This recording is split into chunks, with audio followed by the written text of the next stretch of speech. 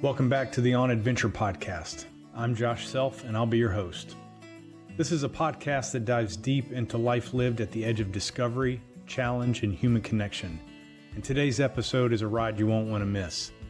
My guest is Patrick Serfass, a triathlete turned adventurer, a renewable energy leader, and a father who's redefining what it means to embrace challenge, especially after a career-altering injury.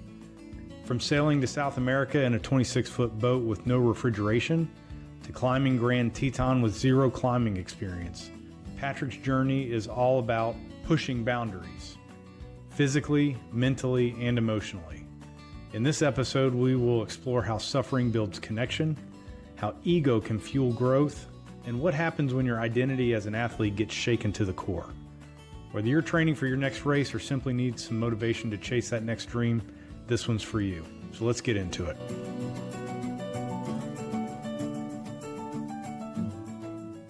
All right, Patrick Serfass, welcome to the On Adventure podcast. And you know, we've been talking for 10 minutes. That we might as well have been recording the podcast at that point because we're getting into good stuff already.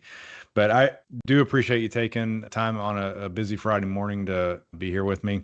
I'm excited for the conversation, and it's always fun to have an overlap with friends from my past that you've known for a long time, and yet, you know, here we are in our middle ages, and you and I have never crossed paths until this podcast. So I appreciate you being here.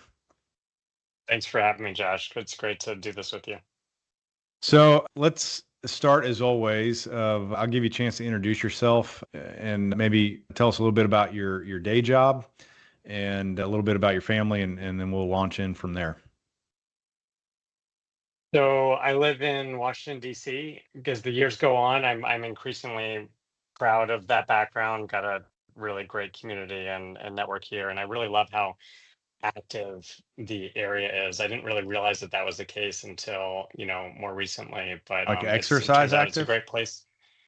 Yeah, just all Oh, really? things like the population here is really active, like nationally. Like when you rank like the top, I mean Boulder, places like Boulder and Bend are, always top of the Yep. list. But DC's either in the top 5 or definitely in the top 10. And it's easy to stay active when you have so many friends that also like to stay active. Yeah. But we're a family of 4. I've got 2 boys. People who have kids that are older than ours, they're 11 and 14, tell us that we are in the golden ages right now, where the kids have become old enough to be independent and helpful, and they aren't rebelling that much yet. So we're really enjoying that period, especially to move around. Our family travels a lot. My wife and I have just always loved doing that before kids, and we basically decided that we were going to, when we had kids, like we were definitely not going to let that slow us down. We see a lot of our friends, especially the friends that I've raced with over the years. I feel like there's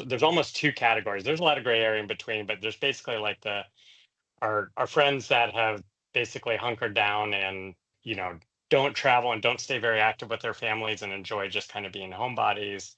And then there's the group of friends that are like, we are taking our kids with us and teaching them also how to travel and how to be active. So I think our oldest, Grayson, was 2 weeks old when we went to Barbados for a trip. I mostly went to go surfing. My wife put up with that quite a bit. And our kids had to get extra pages in their passports before they were 2 years old. My wife works in international development, and so she travels a lot for work also, and took the kids with her as she was breastfeeding. And so we had amazing adventures and amazing stories just going along with her on our work trips, separate from all the stuff that we do independently. But I'm in the renewable energy space, and I have been for 25 years.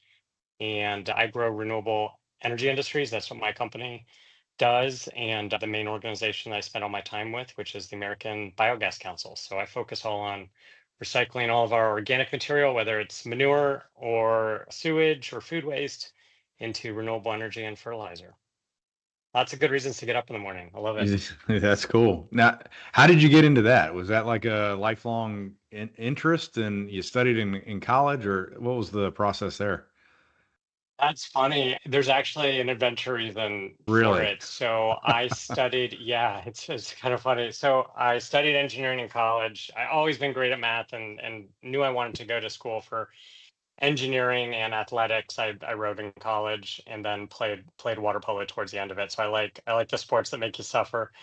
And I came out of college and I was like, all right, great. I'm going to be an architectural engineer. And had this amazing job working with like the world's most amazing architects. Impe, who designed the Louvre in Paris, and Frank Gehry, who's done so many things like the Jimi Hendrix Museum in Seattle, and Vito Conci. I knew all these people, but I never got to work with them directly. I was like a part of a 4 or 5 person team in an industrial park outside of Boston, working with a 16-digit puck on AutoCAD. And, I'm right out of college. I'm just bored out of my mind. And I was out to dinner with my girlfriend at the time's best friend said, hey, my sister and my cousin and I just bought a sailboat and we're going to go sailing in the Caribbean.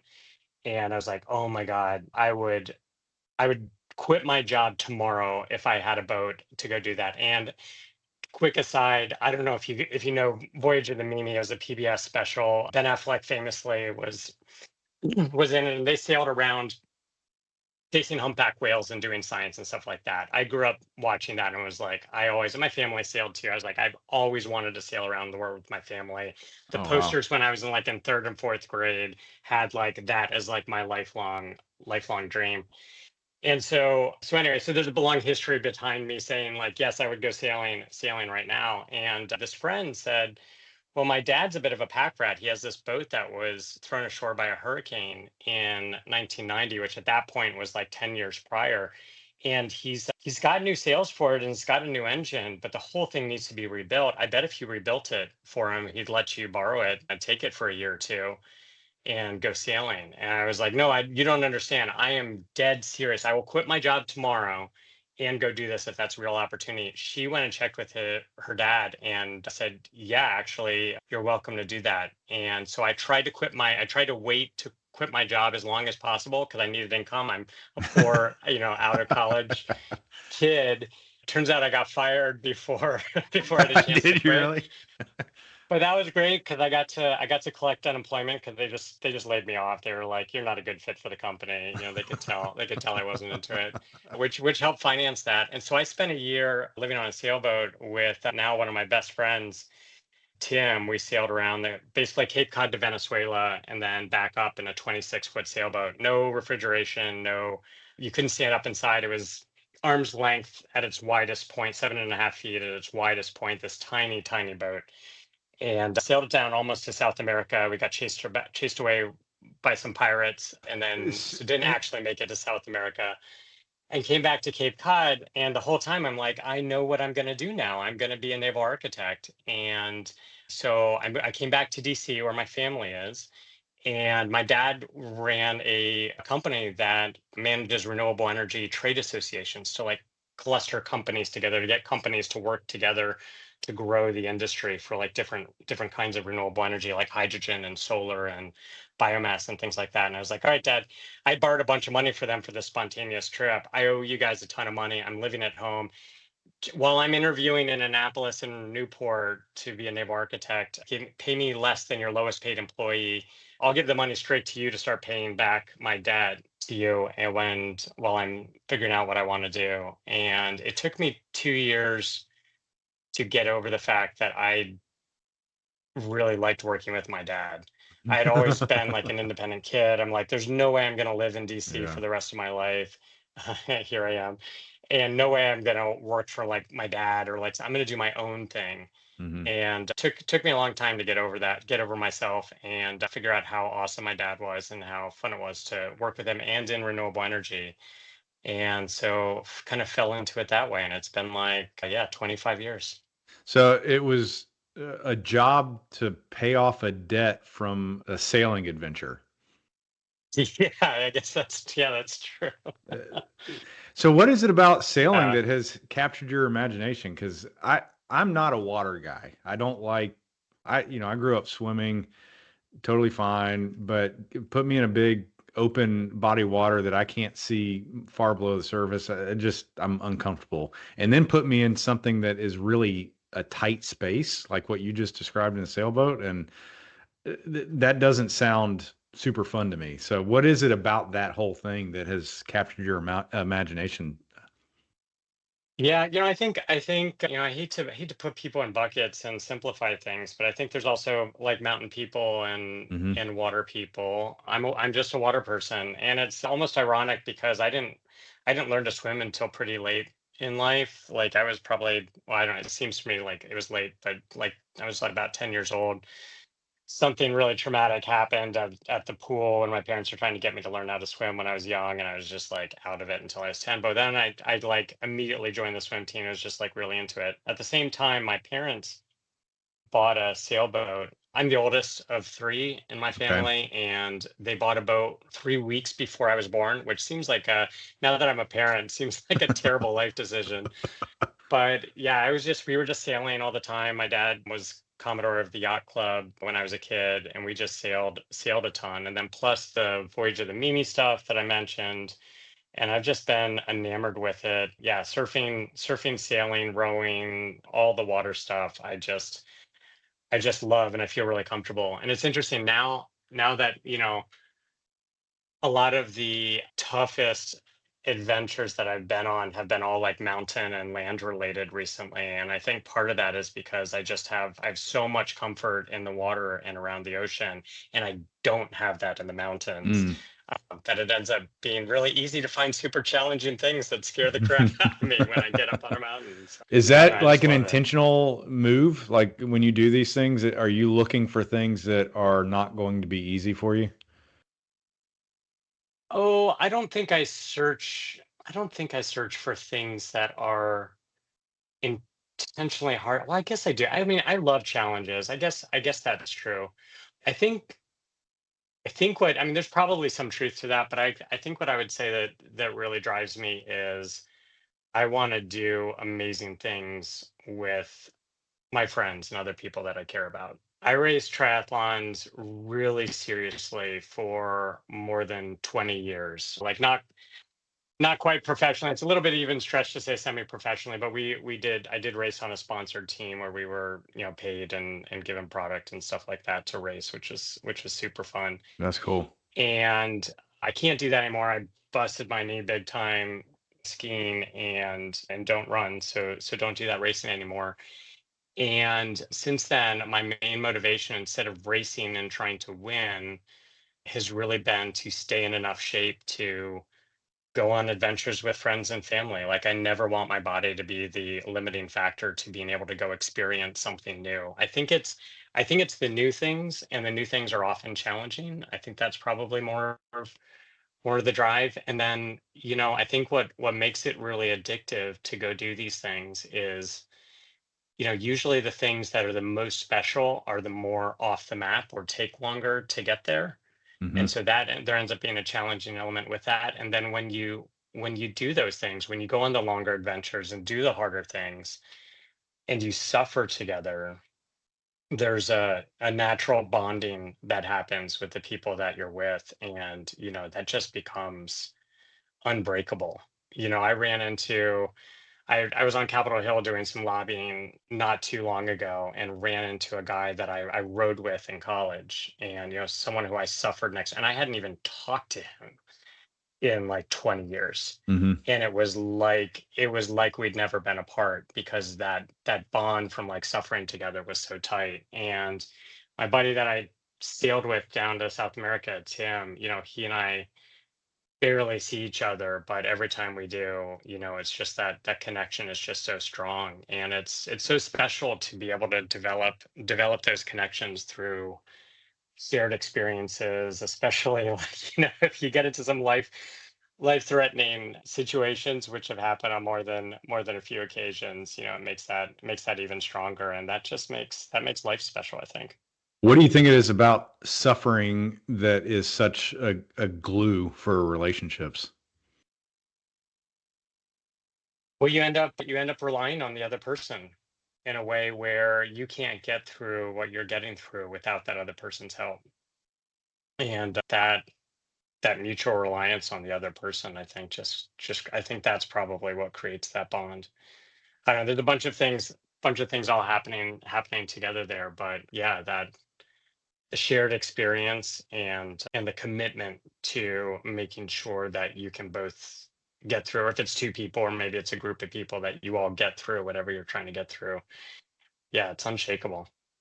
Yeah, I interviewed a guy last year named Matt Walker. He's a mountain guide out west, professional mountain guide, but he's also a trained psychologist, which was a fascinating overlap. But he listed out there are 5 elements to adventure, and interestingly, like the first 4 you could like anybody would come up with. Like it's challenging and the end result is unknown, and I forget the other 2, but the fifth one was companionship. That true Mm. adventure really needs to include companionship. And he talked to me about, like, you think of the times that you've done anything either by yourself or with someone else, which one stands out in your mind more? I'm like, that's easy. Like, whether it's my son or my buddy backpacking, or, I've done triathlons for a few years, training with some people. I remember all of those like in vivid detail. And like, there's good feelings that come up. But the times that I was running at 5 a.m. by myself training, I mean, I know I did that, but like, I don't remember those things near as clearly. So how does that land with you? Like, in comparison of in No, your life? 100%. Okay.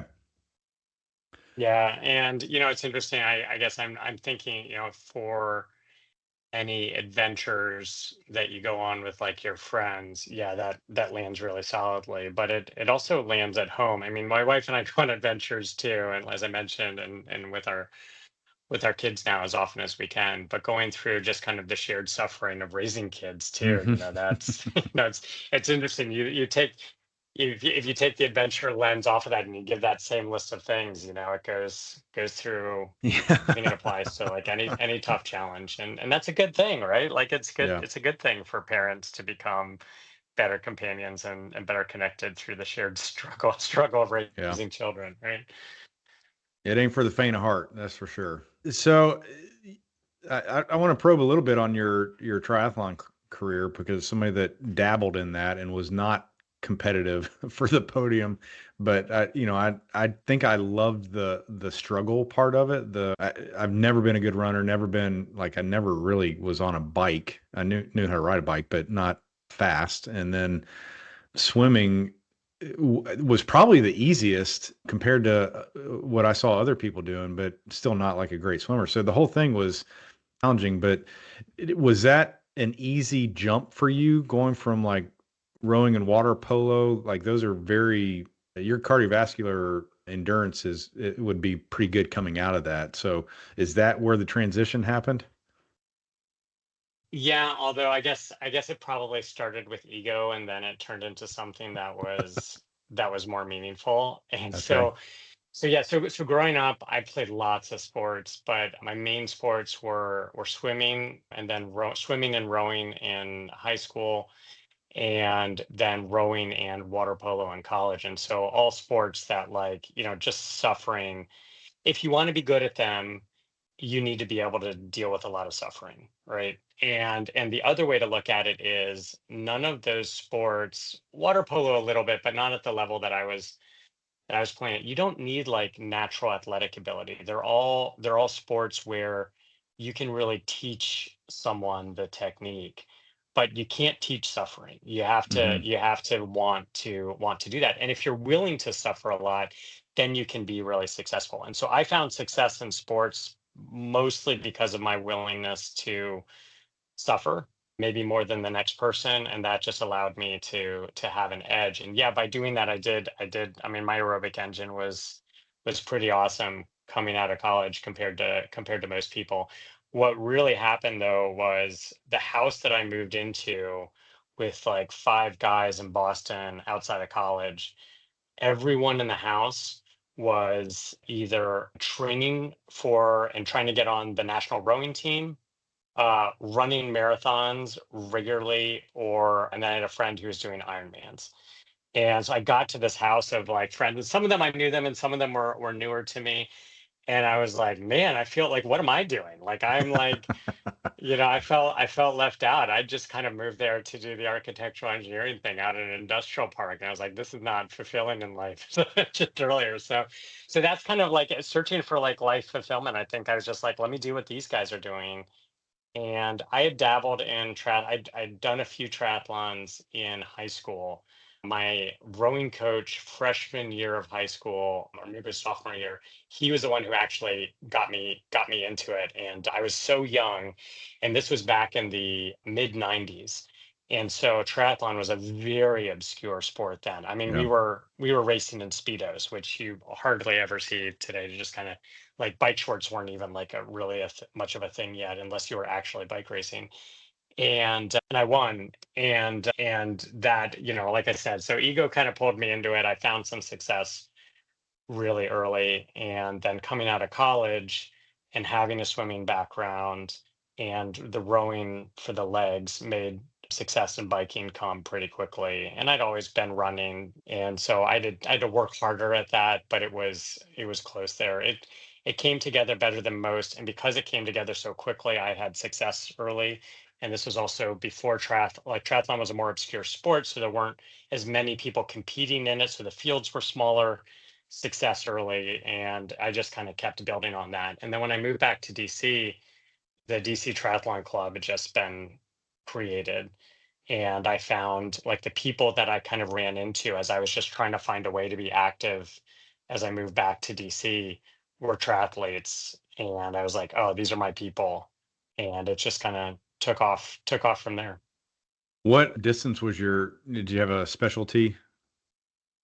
Yeah, I specialized in the Olympic distance. I did a lot of Okay. half Ironmans. I never did an Ironman. I think I'm a lot less competitive now, but I was super competitive, definitely to a fault in those years. And the amount of time that you have to invest to really try to like win Ironmans or even win half Ironmans was just an amount of time that I was not willing to put in.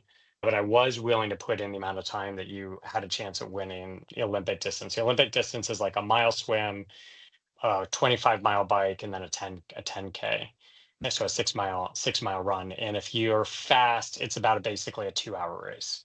Yeah. And just going all out the entire time. And yeah, that was what I loved. It was awesome. Yeah, it's long enough that it's really long, but it's short enough that you can kind of redline for or close to it for a couple hours and That's be okay. absolutely it. Like to get in enough shape that you can redline Yeah. the whole race.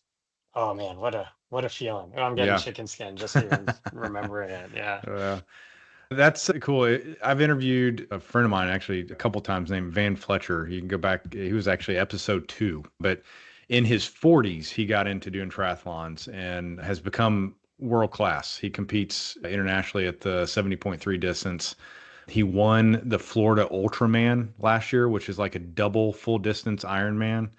Won the whole thing, not age group, the whole thing. And you'll hear it in the interview. The time commitment that you just referenced it's a job, and he has a full-time job that gives him enough flexibility that he can have another job, but it's a job. And Yeah. you really have to be willing to commit that. You mentioned something a minute ago, though. I want to push on a little bit. The willingness at a young age to suffer, the rowing and water polo in high school, was that natural? So I guess where I'm coming from, a lot of times, as I've met different people, the suffering is a progression. The willingness to suffer is a progression through doing hard things and doing more hard things and doing more and more hard things, and then it kind of builds on itself. But for you to get into this kind of stuff early on, I wonder what that looked like for you. Was it a little more natural than just a building progression? I mean, gosh, I'd love to tell you it was something more meaningful than just ego, but I think that was just it. Like I could win and I could be successful if I suffered a little bit more in practice, right? And if I suffered, as soon as I suffered a little bit more in practice, like a lot of my early swimming, so the summer league stuff is all short distance, and I was like, I was okay, but I was never really that competitive until I started swimming year round. And as I started swimming year round, I started finding more success in the 200s and the 500s, the longer distance stuff. Hmm. And I did not enjoy it, but I was better than the other people that I was competing against at You like those. that? Yeah, I liked winning, or Yeah. I like placing. I like doing well, right? And I'm super competitive, right? So it's scratching that itch. And rowing is definitely definitely a sport like all about suffering. And water polo is a sport where everyone's suffering, and if you can deal with the suffering so that you can still have finesse for ball movement and thinking about strategy and trying to move the ball around, like that's how you have success there. So it's kind of like the being able to suffer and being in great shape is a prerequisite to even really be able to play well. And so, yeah, it was just about getting, I think that was my edge. And it didn't come all at once, but it just kind of built success built on success. And then I was like, well, this is what I like doing. Did you ever have trouble flipping that switch off? Meaning like the competitive, drive hard, go Oh my God, 110%. yes. You did have trouble turning it off? Oh yeah. I mean, man, it's funny. Yeah, it was really hard. So I had to turn it off all of a sudden because I blasted my ACL apart in Oregon and had to just like stop running. A lot of that was forced because when I went in for my knee surgery, they found like I had a whole bunch of meniscus tears and cartilage damage. And I mean, that was like 5 years ago. I'm still dealing with that. I'm actually going to my orthopedist today to get Mm. drugged up for a ski trip and a surf trip that's coming up. So they went in and But found like to be prior damage from like all the stuff you had been doing up to that point? That's the mystery I'm dealing with now is I don't understand how I could have been competing at the level I was competing and have that damage in there, and my Yeah. right knee is totally fine. Like that is part of the mystery. Like I don't know how much like did the surgeon do something wrong, and Mm. I will just never know. So I'm trying to figure that out because I'm debating whether or not to get my knee replaced because I just I really miss running around with my kids and stuff like that. Yeah. But I had to, when you recover from meniscus, so my meniscus tears were able to be sewn together, and to get those to heal, you have to be non-weight bearing. And so it was like for a month and a half, and oh my gosh, I now know what my legs might look like when I'm 90. Like the muscle just the fatigue or the atrophy in my Yeah. leg was spectacular. Wow. And I've got big muscular legs from all that stuff, and so that was super depressing. And so it was really hard to like kind of deal with seeing that. And then I wasn't shy about doing the work to like build it back, Hmm. but having to, I mean, my surgeon's words were try to find joy in like other things besides running. And it's not like of all the different things I've done, I would never describe myself as a runner, but it's such a key part of Hmm. adventure and enjoying life, whether it's chasing down the ball that your kid threw over Hmm. your head and like not walking all across the field. Like I like walk every time I have to Hmm. go pick it up.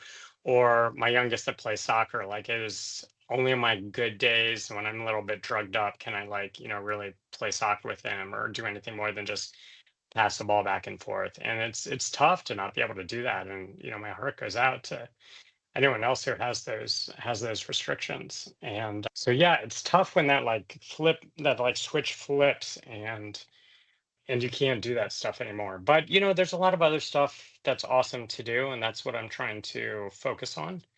And there really is a lot. And so just focusing on those things and hoping to make sure that filled enough of those voids to be able to have awesome life experiences and continue the stuff that has brought me joy for so long.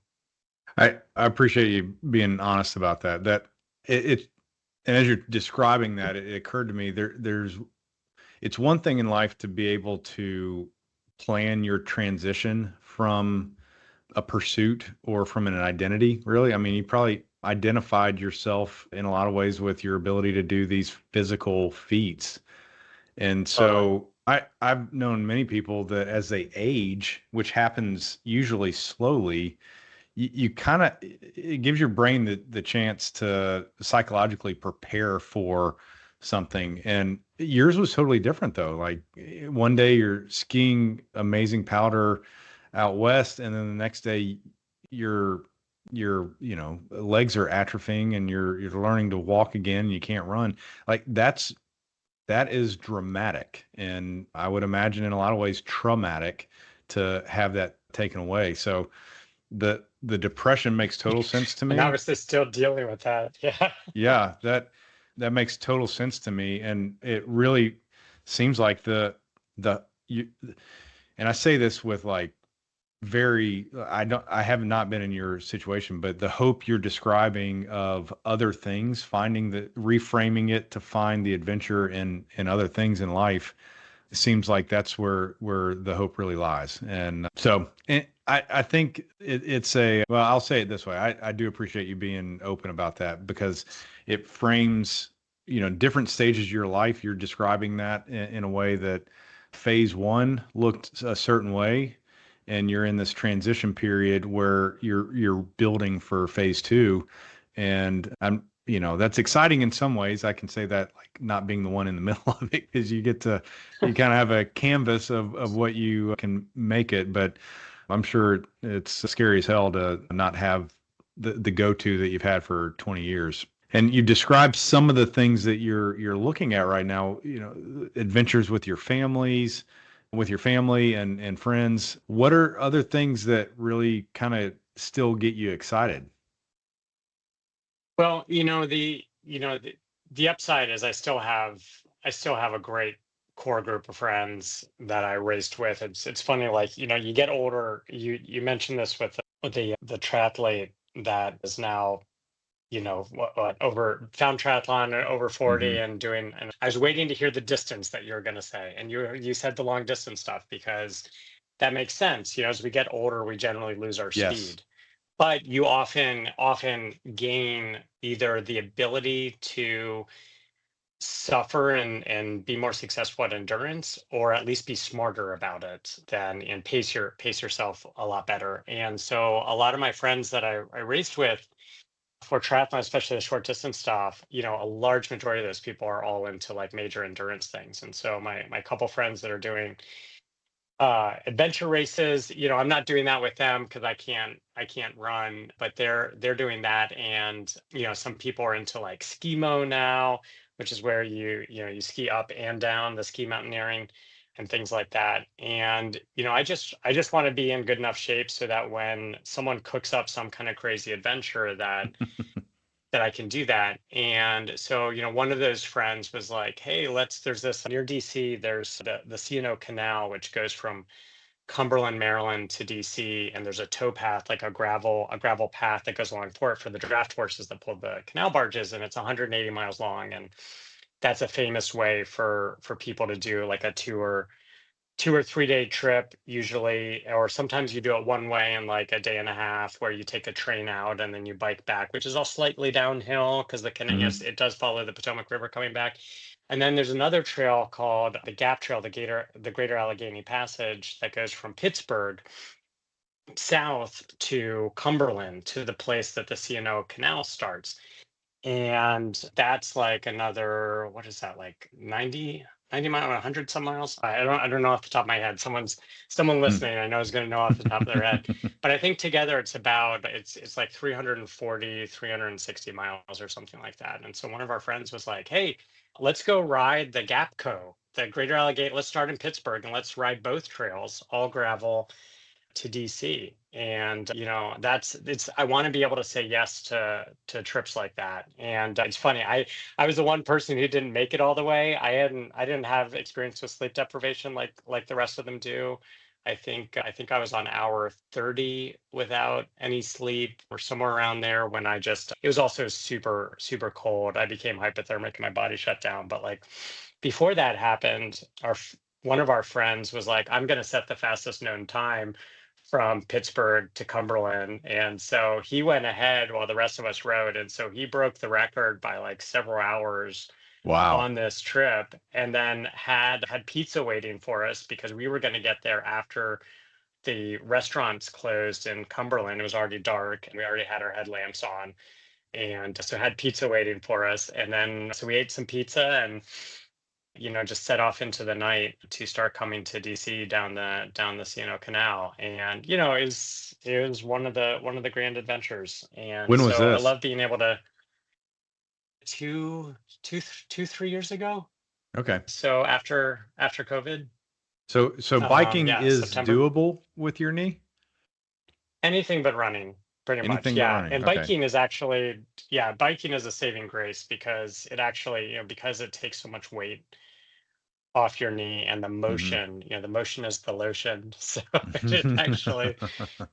it actually helps a lot. It was a big part of the rehab after the knee surgery. But yeah, biking is all in. And then we did hit a friend that I actually work with who's on the board of the American Biogas Council, who invited me to go climb the Grand Teton this past September, which was way out of my comfort zone. And man, that was quite an adventure. So tell me about that.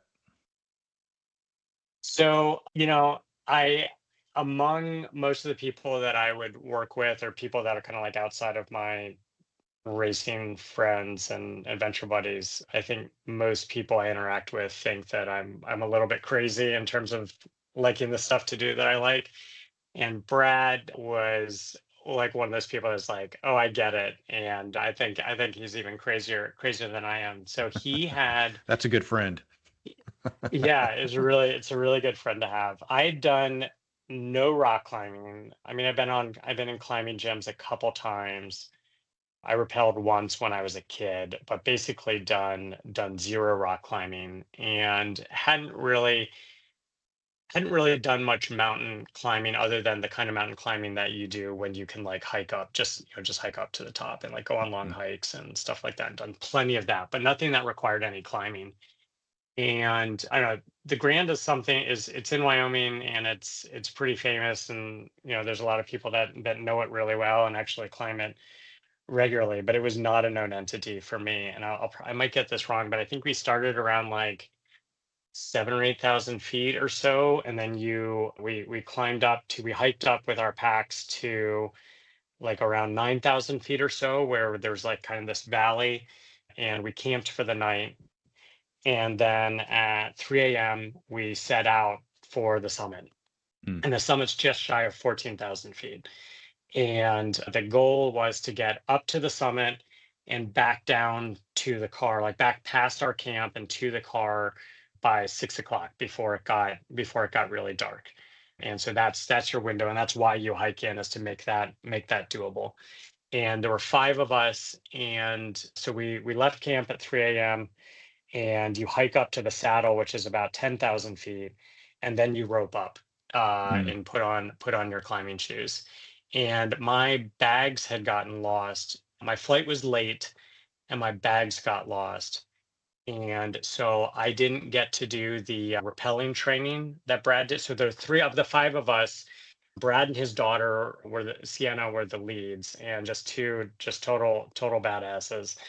And then the other three of us basically had almost no experience. And that might sound stupid, but this was going to be Sienna's fourth or fifth summit on the Grand, and she's on the national team for skimo and Oh, other wow. things like that. And it was going to be Brad's 71st summit. And I know, because I work with him and we love talking about stories, I know that he's taken lots of people who don't have a lot of experience up the mountain, and I know him well enough to just know, like, this is a guy I can trust. But I didn't get any of the climbing or rappelling like crash course that they did the day before we set off for this trip, because I was still trying to make my way out there. Mm. So I borrowed some climbing shoes, or we rented climbing shoes, and I went into town the day before we went to camp, or the day that we went to camp, and bought all my gear. I borrowed the rest of it from Brad. He basically has like an REI in his basement. And so I'm like all on borrowed gear. and now we're up at 10,000 feet and we're getting roped up, but we don't actually like clip into anything. We're just kind of roped to each other. And going from 10, so we basically do like 4,000 feet of like roped climbing. And it was just super far out of my comfort. Like I knew what I was getting into, kind of. I just didn't know what it was going to feel like. And to try to learn climbing, and I knew enough to know, like, climb with your feet and, just be deliberate and just keep moving. And when you get stuck, just try to make one step. But I mean, there's so many places where, like, so you're roped to the other person. And lots of times, because the safest thing to do is to stay spread out so that there's no slack in the line. That means that there's no one near you most of the time to see what you're doing or helping you. And so you're very alone climbing most of the time. And for Hmm. someone who didn't have really any climbing experience, was just extremely challenging mentally. And then also just physically, like sometimes I just didn't know where to go. Like there were places where we were on the rock, and I was like, I don't even see a handhold. I don't see a foothold. Like I'm just trying to think creatively and find some way to do something. I'm like shouting to to the guys who are within earshot. The guy ahead of me and the guy below me are the only people within earshot. I was like, okay, here's where I am. I'm trying to describe where I am. Like, do you have any ideas? Like, how did you do this? And they're like, oh, wedge your elbow into that crack and then reach with your left hand or whatever it is. And anyway, it was absolutely. And then there's the like 1,000 feet of like exposure. It's just like, that was not something that I was used to, Yeah. but it was amazing. And everyone had a lot of patience, and we all moved up together, and we made it to the top around like 10 a.m. and came back down. I had to have a lot of help coming down. Going up was really tough, but physically fine. But coming down, my knee just got tired, and Hmm. it was sick because we went down. We summited at 10 a.m. And so what is that, like 8 hours of down hiking Hmm. from 14,000 to like 7 or 8,000 feet, and my knee was just done. And so I luckily had, some of the group carried a lot of the heavy stuff in my pack, like when I got back to camp, back to the car for me, just so I could, make it. And so, yeah, grand experience, but yeah, little reminders of the limitations in life too. I was at it. So, a couple questions. I want to hear what it was like standing on or sitting on top of that summit, but also for a hard charger like you, what is that like having that kind of support? Is it hard to say okay to that? It wasn't hard to say. It wasn't hard to accept it because it was absolutely essential. Like it was absolutely clear that You it knew it was was essential, and necessary. Yeah. it was essential not just for me. It was essential for the group, and everyone just kind of understood because you're.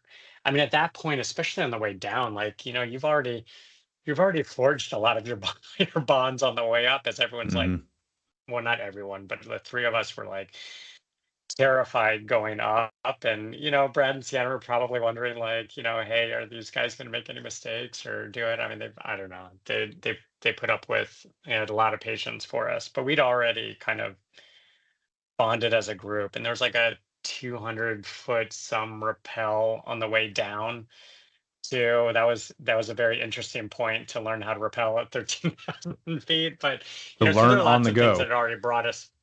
Yeah, yeah. It was actually really scary. There's some guys up there because you go up. The way that we went up was like, I think it's impossible. Maybe someone's done it, to down climb. So you only go up the one way that we went up, and then you come down the quote unquote easy way.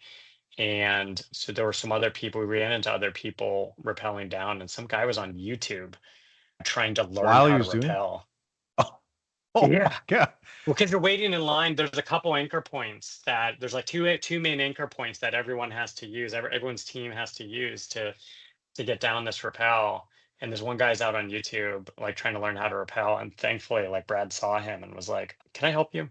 Oh my gosh. And so That there were is already all kinds of like experiences that we'd had on the way down. And so yeah, let's split up the tents and gear a little bit differently to distribute weight. That was kind of like a no-brainer, and it's kind of a real testament to how much the group had gelled. I mean, Hmm. I only knew Brad out of the five of us. Everyone else I met on the trip. Wow. And so to be bonded like that with basically strangers, there's a lot of trust there, and that's part of what makes it super fun, and makes life so vibrant when you can create those kinds of things. Yeah. I think it gets to so much that's I believe somebody can prove me wrong, but that is deep within our DNA. And I say this as a very committed introvert that loves being by myself. That companionship it's a drug. Like it hits something in the brain that it is amazing to hear you describe. And I've experienced this too. But the speed at which the human being can connect with somebody else in the midst of a challenge or struggle or trauma or whatever it is where the ante has been raised, it just is amazing how quickly that brings people together. And I guess maybe it's like a survival instinct, right? That if you thousands of years ago, if you had been in a situation, a dangerous situation on your own, you're much more likely to not exist, right? Your lineage goes away. And so something in the survival of that has probably stayed with us. That's my very uneducated guess at the whole thing. But it's very interesting to see that this repeats itself over and over again as I talk to different adventurers. Well, yeah, I think human connection is something that not only we need, but we just crave. And you don't have to be interested in adventure to need and crave human connection. And when human connection can be forged so strongly, so quickly, I think that's really special. It's not the only way to do it, but it's a special thing. And yeah, who doesn't want more of that, to feel like quickly bonded to other human beings that are awesome and looking out for you. When the three of us that were kind of like the passengers on this trip, so we're driving up. We started in Salt Lake City, and we're driving up. So it's several hours getting to town, and then more hiking up to camp before, like, the real work begins. And it gave us a lot of time to talk. And I think we were all very anxious to know, like, why does Brad keep coming back to this one? It's not the only thing that he does. He does tons of other things, but 70 times, 71 times. And it's not like it's Like, in his what on? backyard. He's making a huge effort to get out there. Yeah, and with all these people who don't all know what they're doing, like, why, like, what is driving that? You should have him on the podcast. That'd be awesome. And he gave us lots of different stories. And the common theme that I took away from it, which we then experienced, was something magical always happens on this trip. Hmm. And you hear him saying this. So this is before we're climbing, before we're on it, we're just driving together in the truck. And he's telling these things, and it's like, you hear it and you're like, man, that sounds great. Yeah, yes, magical experiences on all these trips. That sounds great. And you're like, okay, that's great. And it's just this academic thing that's in your head Yeah. that someone else said. And then we all experienced it because of the different experiences, because of what happened on the trip, and Hmm. whether it was conquering fear, or the teamwork that was needed, or the amazing. I'd never really climbed in the dark. I've done plenty of other exercise and adventuring in the dark, but I'd never climbed or been like up on a mountain in the dark. And the whole experience from 3 a.m. to when the sun really came out, and just seeing all the things that you can see, and seeing the things that you can't see because your world is just around your Hmm. headlamp for so Hmm. long, because it's so dark. And But you can especially feel coming the from the city, right? existence It is. of everything. You just can't see it. Yeah, the darkness is special because I grew up and live in the city, and I experience darkness occasionally, but it's still spectacular to me. And then seeing the light come in, and then the colors, and anyways, just like all the things. Hmm. And yeah, we had a totally magical experience, and it just makes me so happy knowing how much Brad and Sienna had to work to help get us up the mountain, that they also had a magical experience in a different way. And part of it was kind of like seeing what we were going through and that success. And that bred more human connection. Mm. And it's just, yeah, it's Yeah, addictive. It's I, addictive. it I want is. more, Yeah, I can Like like see it what are we in doing your next? in the way you're describing this, like you're leaning in and your face is lighting up. Like this is definitely something that you need more of. And you and I were talking before we really started this that these adventure things hit the same circuits in our brain that any substance addiction hits. It's different, but it's very easy to drive for more and more and more. And there is depending on what the thing is, there is a thin line between healthy and unhealthy.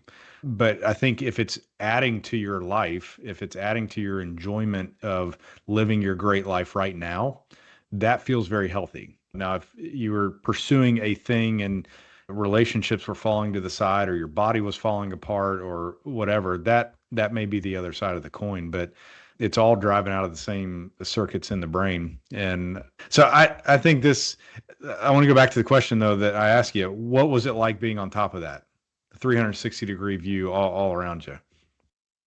Oh my gosh. It was amazing. Of course, seeing that kind of view and like for anyone who's climbed mountains, I mean, I think, this is a familiar thing, but when you get to the top of the tallest thing in the area, that 360 view and that perspective, I bet it's how I kind of Luna space would be so cool. I bet it's how Mm, astronauts feel in some respect when you can finally like see things that there's no other way that you can really see it that way except for just being there. Because even if you send a drone up or totally a different. helicopter, even if you were in a helicopter, you don't have 360. There's always going to be the back of the helicopter that's in the way there. Like there's no other way to get that view. It's so special. And yes, it did feel like a huge reward and the elation that you share with the other people. And even, like we climbed on Labor Day weekend, and so there were other people out on the mountain, and so there were other people up on top. They had climbed up the other way, the quote unquote easy way. So they didn't come up with us, but there were other people when we got up there, and so you're also sharing that elation with them too, right? Because everyone had their own journey and their own challenge to get up there. But I will tell you that that wasn't the main thing that I look at that was like special from that. It wasn't like, oh, the summit was amazing. Hmm. It was the way up. It was the times when I got really stuck and I was out of ideas. And I was calling for help from like our team to try to figure it out, or just dealing with my own demons internally and trying to Hmm. figure out how to keep making progress. It was getting through that. It was having the support from the team to get back down and redistribute things. It was the patience of the team as I slowed down on the way down. Hmm. There were some people that went ahead for practical reasons to like break the camp ahead of us. Like it was clear that we were going to be that I was moving Hmm. at a different speed than everyone else. And so a couple people went ahead to break camp so that that was all done by the time we got there. And, someone else stayed back and just made conversation to help, like take the focus away from it. Like those are the things that, as I look back on it, were the most special. And, it goes back to that human connection and that bonding. Yeah. Yeah. So Even more special than the summit. literally it was the journey, not the summit. Exactly. Yeah. Yeah. Do you still That's consider it. yourself a water guy after this, or are you a mountain guy now? Oh my God. 100% water guy. Yeah.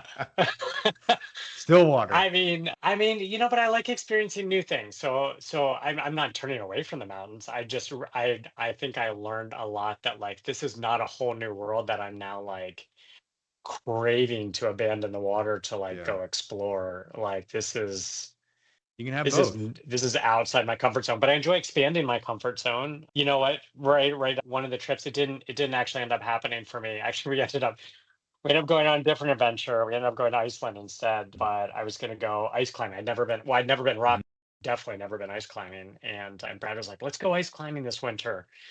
And I'm like, yeah, sure. Like, I don't, that sounds crazy, but yeah, I'll try anything once. Like, let's go do that. So yeah, I don't know. I'm anxious for the next adventures that come up, and to meet more people that want to do crazy things like me, and yeah, go find adventure. It's You know, out there. I was actually telling our mutual friend Daniel this just a couple weeks ago. I don't know quite how to do this, but I would love for this on adventure community to, and particularly the guests to build some sort of community where there was an opportunity to do these kind of things, like create adventures that other adventurers can join in on. And I think that would be cool to if there was a way to overlap these people that I've met from all over the world and give an opportunity for folks to come together. That would be pretty cool. But I mean, what you're describing is like this pursuit of adventure in your life is expanding your comfort zone. And I've had prior guests on that talked about that idea of, as a human, we have to keep doing that. We have to find this stretch to find growth. But the crazy thing is when we stop trying, when we stop expanding, that it naturally atrophies. And, to the extreme, it leads to a life of like fear and seclusion and isolation. And so, but the challenge is that you don't expand too far too fast and get into the death zone. Right. And it seems what you're describing, you've had the right people, the right community, the right challenges, that you're finding the stretch without it being too much. Does it feel like that when you're doing it, or do you feel like maybe you've entered the death zone at times? Well, I mean, I've been in lots of life-threatening situations, but I wouldn't say those were never things that I chose. They were things that happened. I think yeah, to stay to find new challenges and expand your comfort zone. I think the key is to make sure that the comfort zone or the expertise of the group is not stretched too far. Ah, good And point. so, like in the case of the Grand, I was surrounded by a couple people who had an enormous amount of experience more than me. And so, yeah, I was stretched way past my comfort zone, but I knew I was easily within theirs. Hmm. Like that, I knew enough about them to know that that was things could get worse for me and get worse for the group, and we would still be fine. And so it was well within like a factor of safety. Yeah, you try to. I know, on the movie Free Solo, I think Alex Honnold talks about how embarrassing it is to die, right? When you do that, Mm. because it means that you were unprepared and you didn't make good decisions. Oh, wow. And that really stuck with me, because I think that's really true. I think wherever you are personally, you need to make sure that you stay on the right side of staying alive, right? And making good decisions. But there's this whole area where you can be outside your comfort zone because it's something new to you, but within a safety factor of not making it life threatening. And I think wherever that band is, that magical band, I think that's a special place. And when you're surrounded by friends and other people with other experiences and other strengths, it can expand. I think it can expand that zone.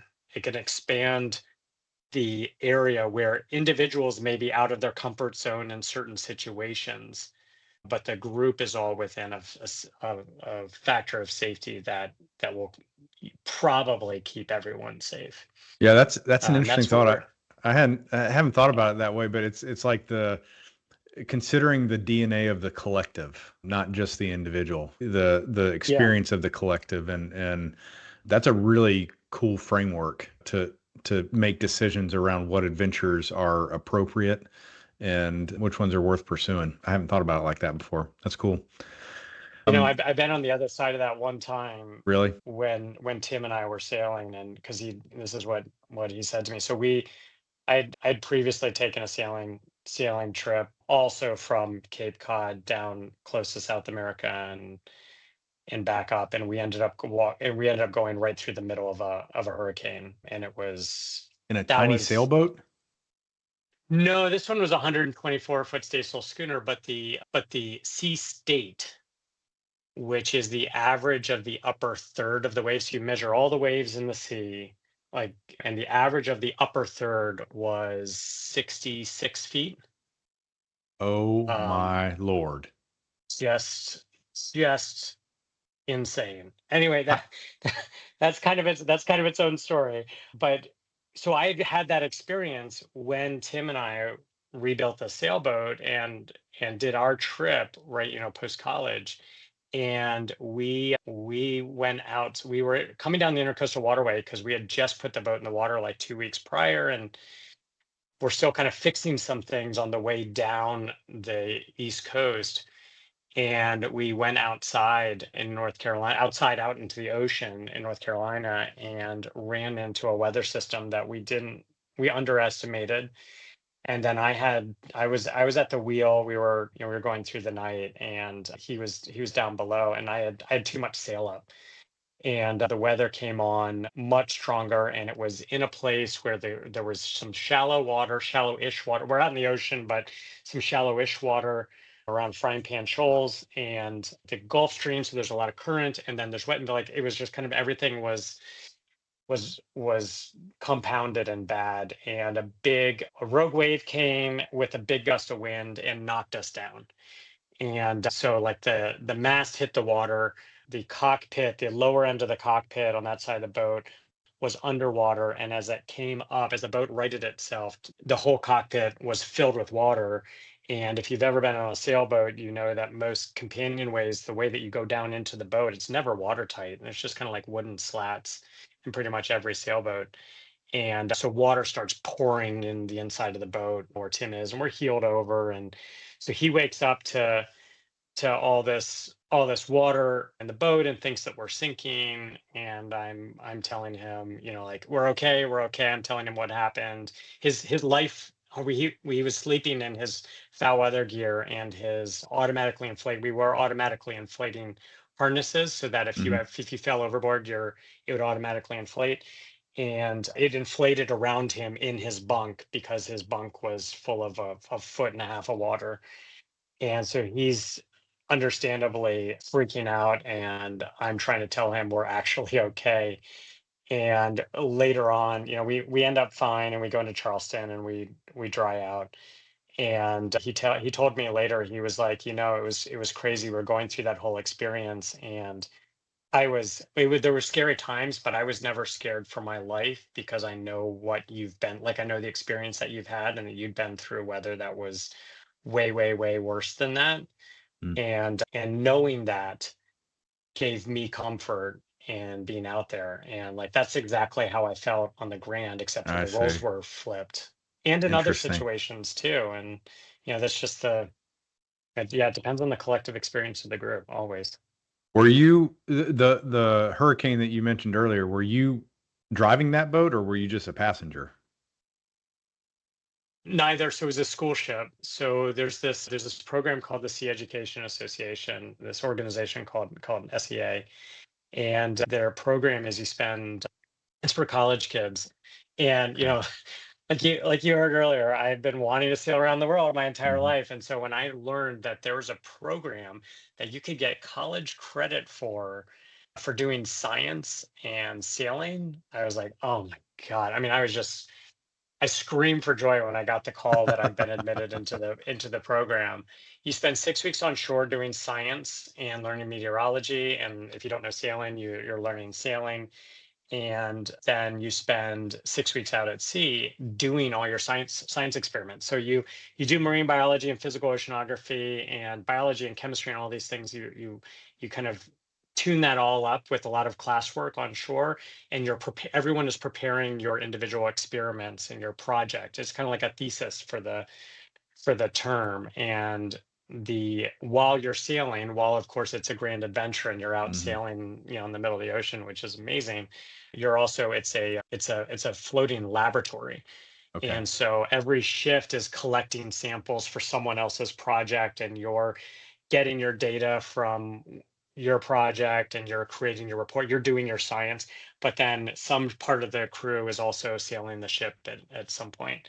So that's the situation that we had when we got steamrolled by the storm, and that was something we all tried very, very hard to avoid, and just kind of like all the wrong things happened. They were not the likely things to happen, and all the unlikely things happened, and the storm took a right turn right over our position. We basically went right out into the middle of the ocean, and the storm kind of followed us out there in this Oh, really wow. strange way.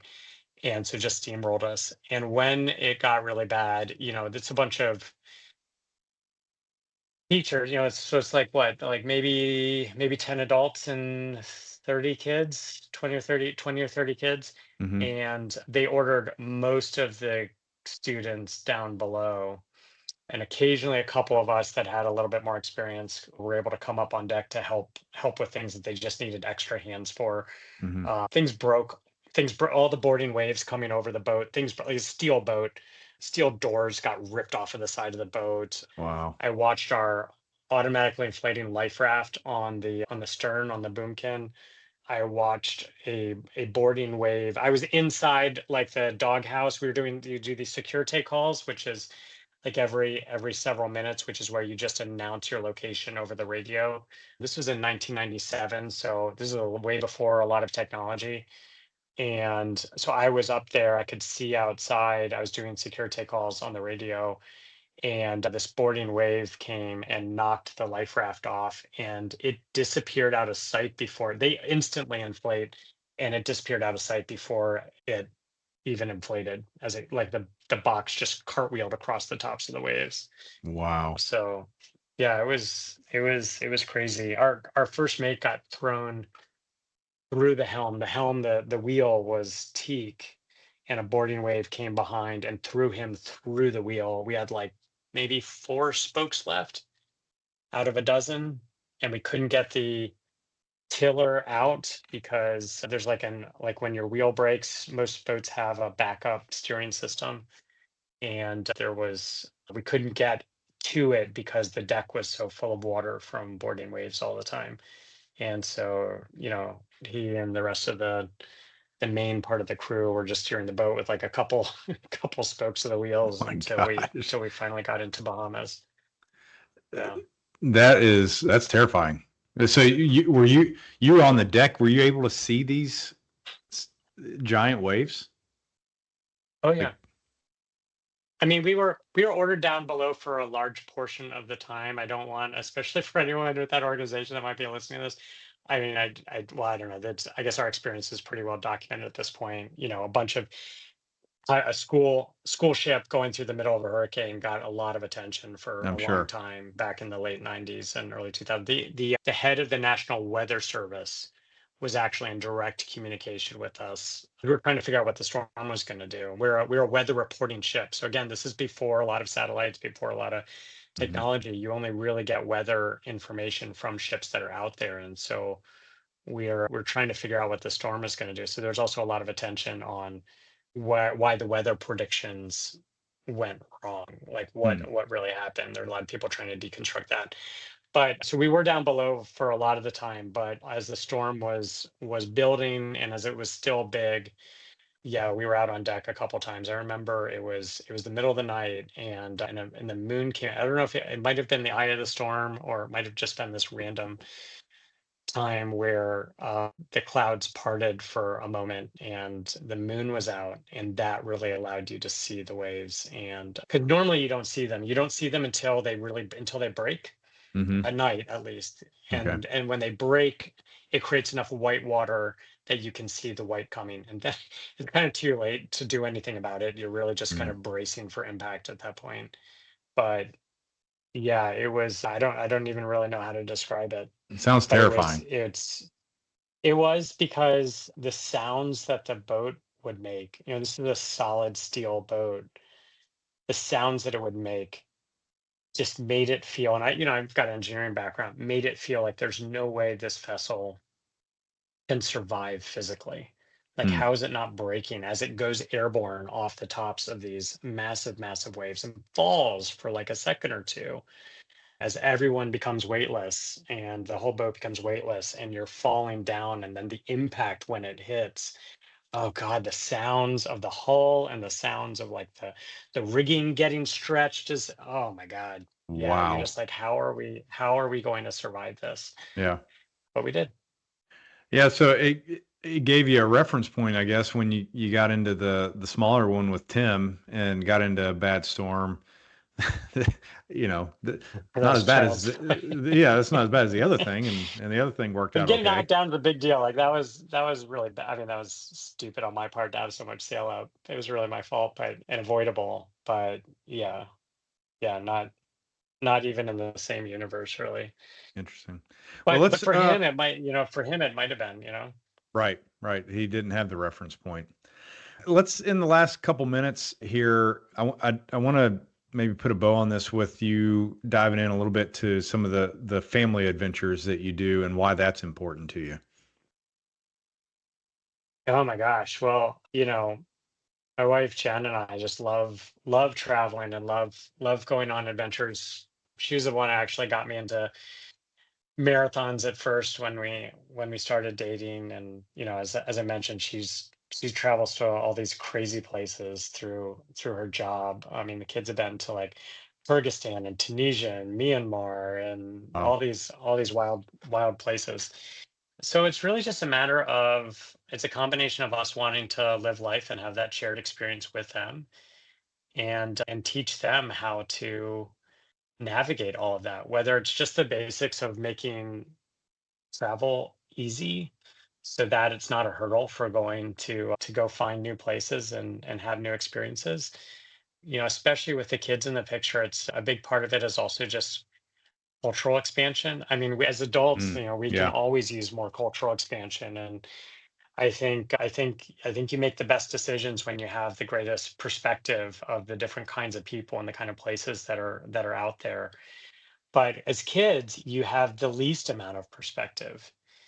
And so to be able to try to give them as much of that as possible to be good human beings in this world, that's a big part of it too. Our oldest is more like my wife and me. He's kind of type A, and he's competitive, and he loves the adventures. He and I took a surfing trip, and the waves were actually really big for both of us, and he hadn't really seen anything overhead high before, and it was triple overhead for him. And we had this amazing experience last spring down in Costa Rica, like, surviving and then eventually thriving in that environment. And he loved that. But my youngest is not cut from that cloth.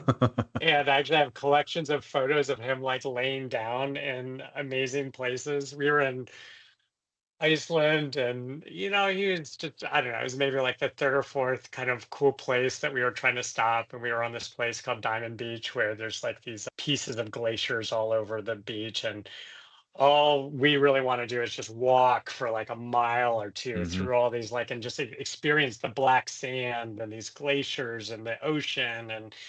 And he's just like, he's not interested in a walk. So he lays down on an iceberg, Are and you just like chills serious? out. And like, yeah. And we Uh, were we were at Crater Lake, and it was like in Oregon, and it was a winter. And it was just an absolute blizzard, and they almost shut the entire park. And there's like, we drive up there to the main parking spot, and it's 20 plus feet of snow over the winter as they've like carved out the yeah, road. yeah. And so we're out snowshoeing, and we just want to go out and like explore this amazing, and no one's there because the weather's so awful, and the snow is kind of driving a little bit hard. But it's gorgeous because when the sun Hmm. comes out, occasionally the clouds part, you can actually see the lake, and it's got this amazing blue. But yeah, yeah, Tyler wasn't into it, and so he just kind of laid down. But I've got all these photos of him doing that. But I think it's good too, because you got to stay together as a group. And sometimes it's forced me to enjoy where we are more than Mm, trying to like get to the out of the way place. And that's its own gift. that's cool. Well, what's next for you? Oh my gosh, I don't know. Well, I didn't get to go do ice climbing a couple weeks ago, so that's still on the list. Really, whatever Brad wants to cook up, I'm gonna try very hard to say yes to anything that he cooks up. Well, a couple of my friends that like to do the crazy biking stuff want to do. I don't know, there's long bike trips all over the world, and so we've been looking at some routes in Europe and maybe some mountain biking out in the West. And I think as a family, I don't know, we checked off some bucket list things with Iceland a couple weeks ago, which was pretty exciting. Yeah, that was a pretty cool picture There's you a lot sent of me. oh, thanks. Yeah, I mean, God, the landscape is just beautiful everywhere. So dramatic. I'd say a lot of stuff in the South Pacific. We're gonna do some sailing this summer.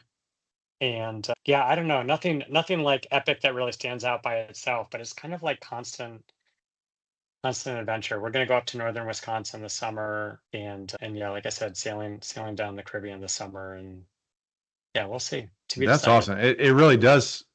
I mean, me listening to it sounds like a constant pursuit of adventure, that the fill in the blank of what the adventure is less important than the consistency of doing the thing. And to me, that's like you've built your life around that, and that it's a value. You've made it an intentional thing that you fill your time with.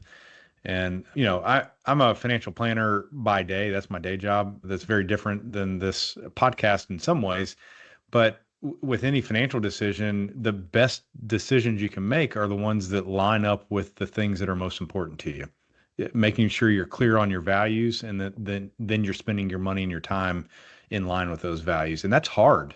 But I mean, what you're describing is right on, hitting the nail on the head with that. So that's really cool.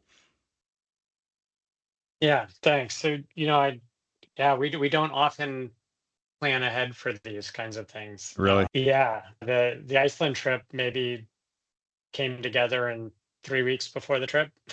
Oh, So, wow. that was a spontaneous thing, driven largely by low flights. I mean, I guess it turns out people don't really want to go to Iceland in the winter very often, so Sounds great to that worked me. to our advantage. And getting out of town for the inauguration as well, which, since it's like, we're 10 blocks from the Capitol, so it's like in our neighborhood, a lot of chaos just to like live life here when those kinds of citywide things happen. So Yeah. yeah, we'll see what comes next. Well, I'm looking forward to hearing about it and seeing where the adventure takes you. So, Patrick, I appreciate you doing this. We've gone well over an hour, and I think we could probably keep talking for a lot longer on these kind of things. So, thanks for doing this, and we'll cross paths again, I'm sure. Thanks. I look forward to that. This is super fun.